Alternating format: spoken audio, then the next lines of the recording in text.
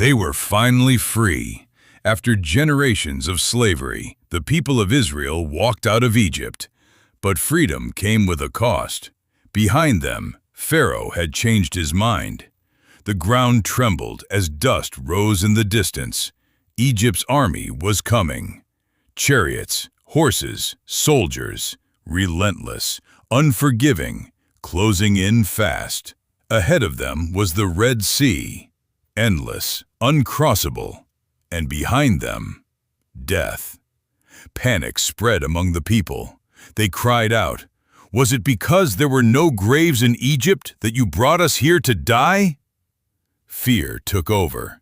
Their voices turned against Moses, but Moses stood firm. "Do not be afraid. Stand still, and you will see the deliverance of the Lord." Then the voice of God came to Moses. "Why are you crying out to me? Tell the people to move forward. Lift up your staff, stretch out your hand over the sea, and divide it." Moses stepped forward. The wind began to rise.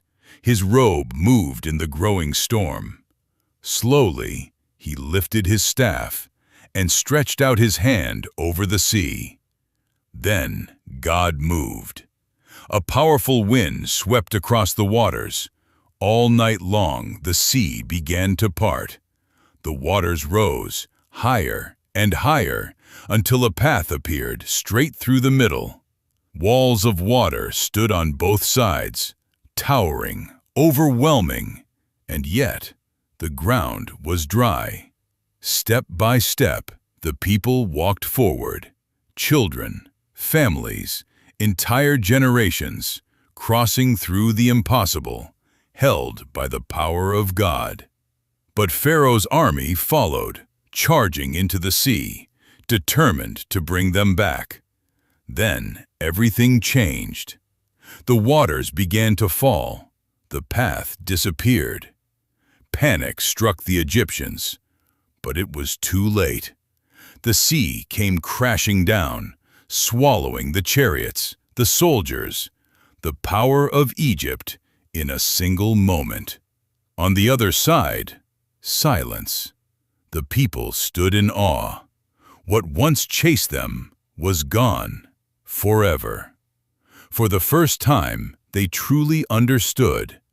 They were not just free, they were delivered. Songs rose into the sky, voices filled with joy, with gratitude, with wonder. But the journey was not over. The wilderness stretched before them, harsh, unforgiving. They would face hunger, and God would send bread from heaven. They would thirst, and water would flow from the rock. They would doubt. They would fear. At times, they would turn away. And yet, God remained faithful, leading them, providing for them, teaching them, every step of the way. Because the wilderness was not just a place of struggle, it was a place of transformation, where slaves learned to trust. If this story moved you, don't forget to like, subscribe, and follow for more powerful Bible stories brought to life. And let me know in the comments which story you want to see next.